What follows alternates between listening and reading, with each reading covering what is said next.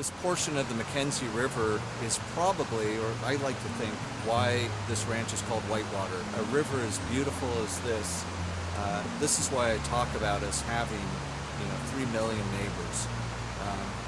We're literally this close to the river, and being this close to the river, we have to be responsible.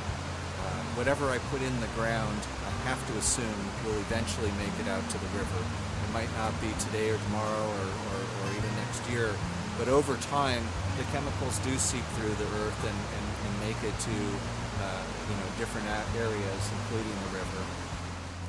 The way farming has changed, it's gone from trying to figure out which chemicals will reduce pests, which fertilizers will increase production, and what's the fastest way we can grow plants, to a little bit different view where you look at a total picture of what's best for the plant, what's best for the soil, and what's best for the people. Growing it organically, I will tell you, is much more expensive for us to be able to grow product organically. So the old way of farming, when you would look at it financially, you would say maybe it doesn't make sense to just hand-pick blooms off of a plant, or maybe it doesn't make sense to use put the money in a drip irrigation system to manage the water. But in the long run, a lot of ways growing organically has economic benefits. If we want to have blueberries on the table, or you want to have food on the table, we need the labor to do it. There's only so much that machines can do, but having that human touch is really important, and we need to respect what that human touch means. Between our two agricultural fields, we have blueberries on one side and olives and Christmas trees on the other side. We have a stream that runs through it, and the stream is Goose Creek.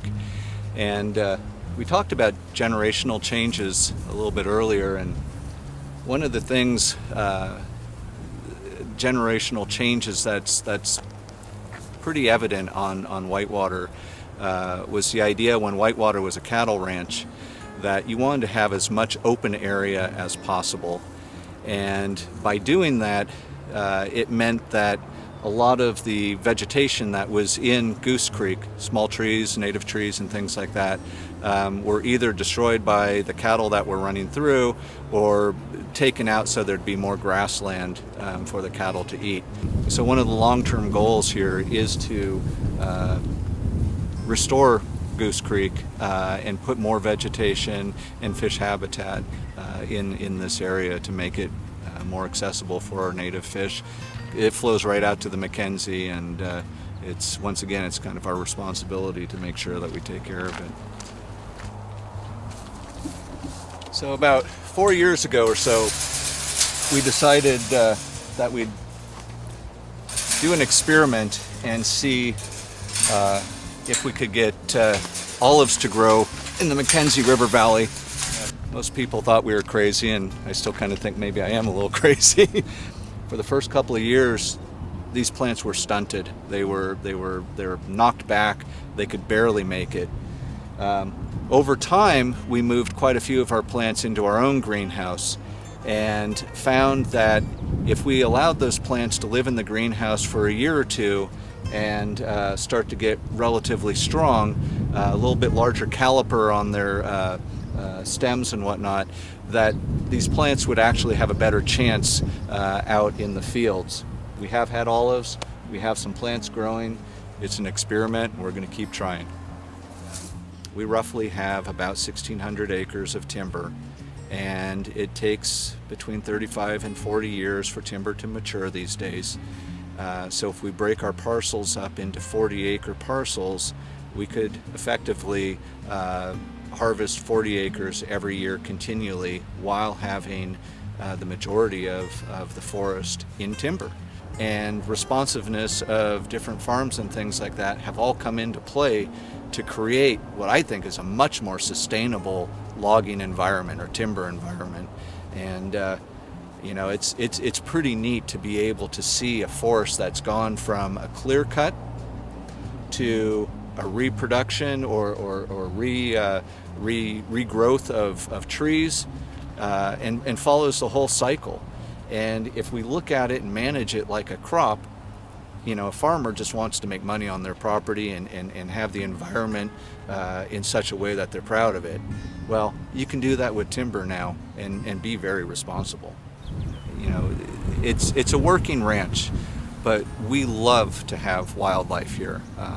That's our caretakers, Lauren and Mary Alice.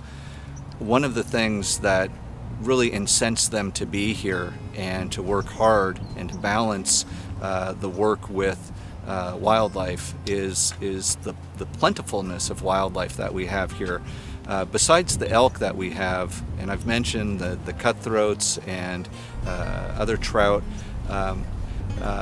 we've got a couple of mink that live on the ranch, little brown mink, and you know, they'll cruise down to the rivers and pull out a fish or sneak around and grab some food where they can.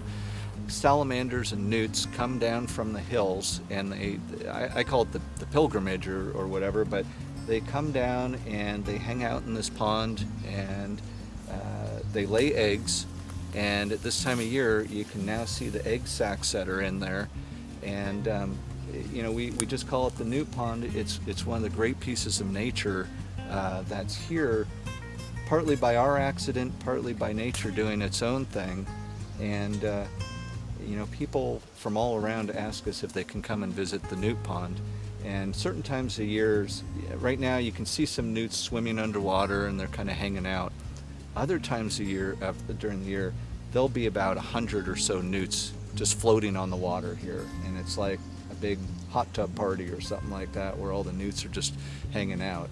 And you know, when you have a big piece of property and you have special pieces, you know, there won't be any logging or anything like that that goes on around here. This is the newt pond, and hopefully it will stay here. So, you know, it's important to remember that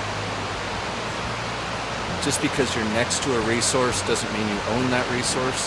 That resource is for everyone. You know, we're all sharing it, and long after I'm gone, people are going to be enjoying the McKenzie River.